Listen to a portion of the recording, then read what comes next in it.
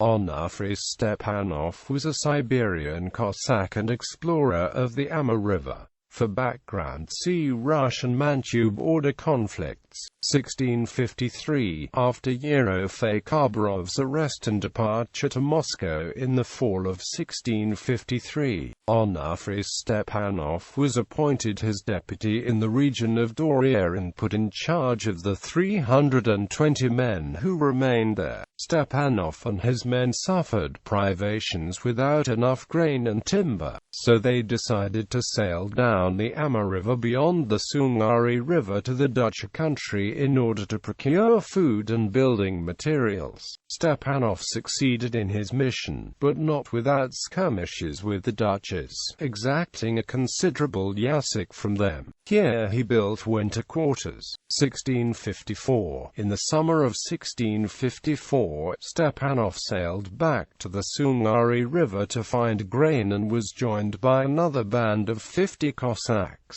After sailing up the Sungari for 3 days, he met a Manchu army under the command of Manchu.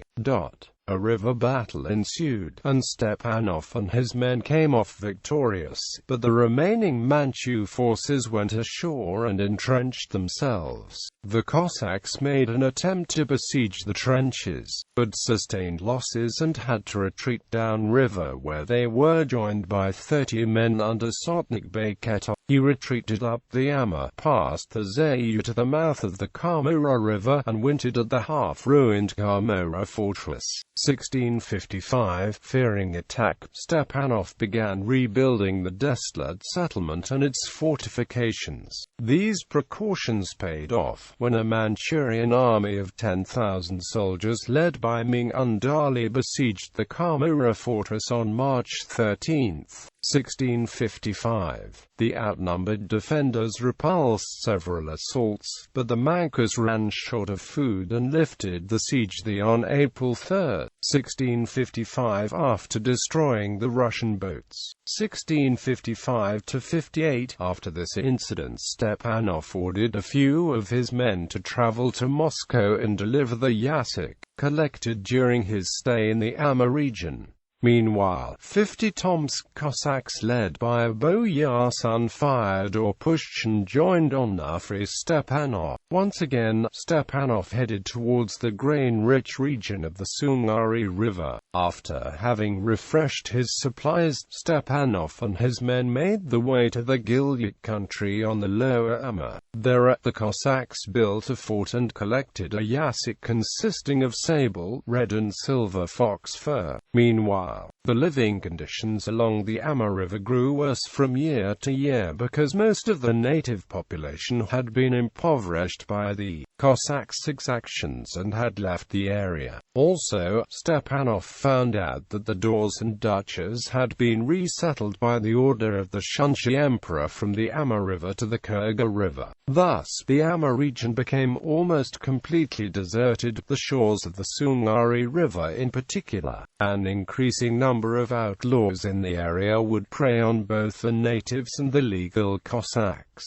Stepanov and his men would often encounter Zulus sacked and burnt down by robbers. The Cossacks found themselves in a critical situation, especially considering the fact that they lacked manpower to fight the way to more fertile lands. To avoid death from starvation, Stepanov's men had to plow and scatter the fields with seeds themselves. It was pointless to remain in this region any longer, so Onufriy Stepanov waited for an opportunity to leave. On July 22, 1656, he dispatched a group of 50 Cossacks to Moscow to deliver a new yasik, providing them with a letter asking the Tsar not to send his men back to him due to the lack of food in the Amur region. In his reply, Alexei Mikhailovich thanked Stepanov and his subordinates for the great service and instructed them to conduct themselves bravely. Soon enough, the Cossacks grew completely desperate and began to run away from the leader. Negotiations between Moscow and the Manchu stalled. Help was nowhere in sight, and natives' animosity towards the Cossacks grew stronger every day.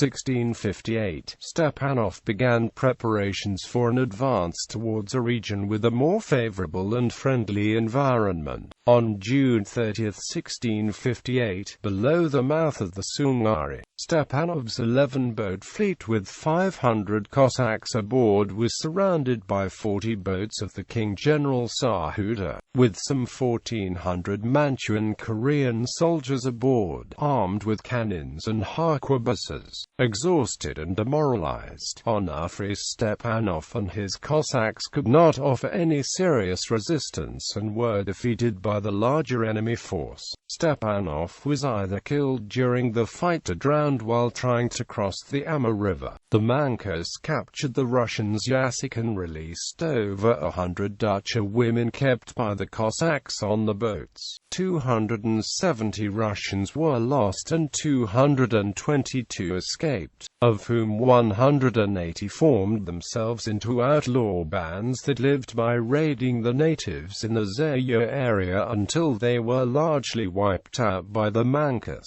In 1660, such a tragic finale of the Stepanov party discouraged the Russian leaders from collecting Yasik from the natives of the Amur region and made them abandon its official conquest for the next 15 or so years.